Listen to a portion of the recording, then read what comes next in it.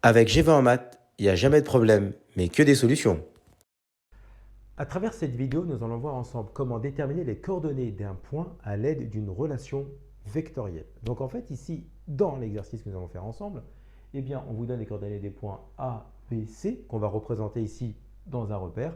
Et l'objectif, c'est de déterminer les coordonnées du point M qui vérifie la relation eh bien, AM égale AB plus 2AC.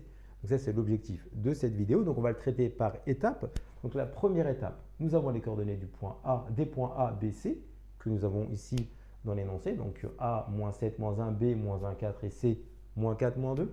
On va introduire le point M dont on ne connaît pas les coordonnées et on va noter que ce sont les coordonnées x, y, ce sont ici des réels.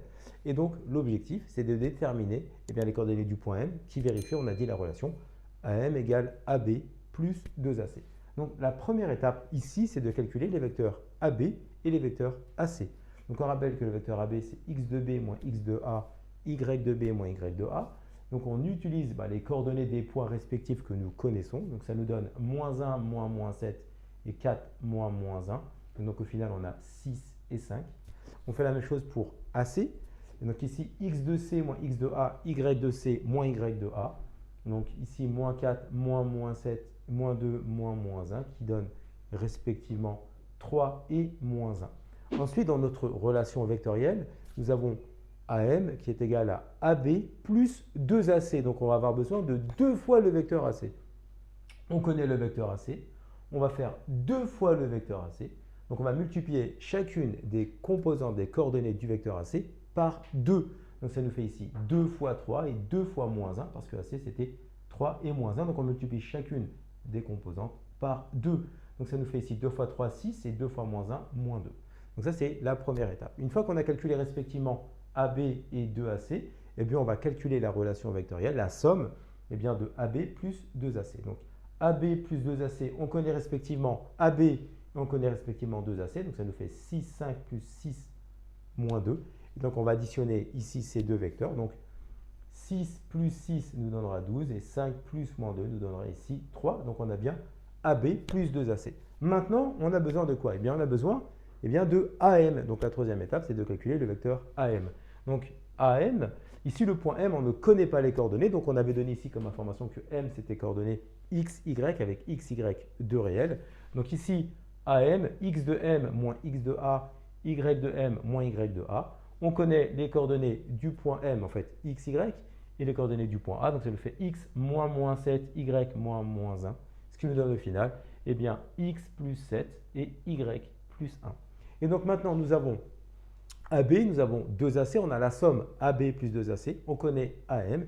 Eh bien, la dernière étape ici, ça va nous permettre d'utiliser la relation vectorielle pour déterminer les coordonnées du point M et donc faire introduire ici deux petites équations que nous allons être amenés à résoudre. Donc nous avons AM égale à AB plus 2AC. Donc nous connaissons AM, puisque nous l'avons calculé à la troisième étape. Donc ici, AM c'est x plus 7, y plus 1. Donc on note ici x plus 7, y plus 1. AB plus 2AC, ben ça c'est l'étape 2, on les a calculées ici. D'accord? Donc les coordonnées ici c'est 12 et 3. Donc ça nous fait ici 12 et 3. Et donc ensuite on a l'égalité de deux vecteurs. Et donc il faut que les composantes en x soient égales aux composantes en y. Donc c'est-à-dire qu'en fait ici, il faut impérativement que x plus 7 soit égal à 12. Donc ça c'est une première équation qu'on va calculer. Donc c'est pour ça que je note d'une part, x plus 7 va être égal à 12. Et donc x va être égal à 12 moins 7. Autrement dit, x égale à 5. Donc ça, c'est l'abscisse du point M que nous cherchions. On fait la même chose pour les ordonnées. Donc ici, y plus 1 égale 3, ce qui nous donne y plus 1 égale à 3, donc l'équation y égale à 2. On a obtenu x, on a obtenu y. Et donc, au final, eh bien, les coordonnées du point M, ce sont les coordonnées ici 5 et 2. Donc ça, c'est la méthode appliquée pour déterminer ici les coordonnées d'un point à l'aide d'une relation vectorielle. Et pour vous aider, on a mis ici le graphique sur lequel vous allez voir apparaître le point M qui vérifie bien la relation AB plus ici 2AC. Donc on a représenté le vecteur AB et 2 fois le vecteur AC. Et on a bien ici le point M dont les coordonnées sont bien 5 et 2. Donc c'était cette vidéo qui va vous aider à bien appréhender cette notion. Comme tu as kiffé la vidéo et que tu veux des bonnes notes en maths, alors tu mets un pouce bleu, tu t'abonnes à notre chaîne, tu poses un commentaire, on y répond sans problème. Ensuite, on t'embarque avec nous sur g20enmaths.com des exercices corrigés, des détails de ouf avec ça. Plus d'excuses pour pas avoir de bonnes notes en maths. Et bien sûr, rendez-vous sur nos réseaux sociaux.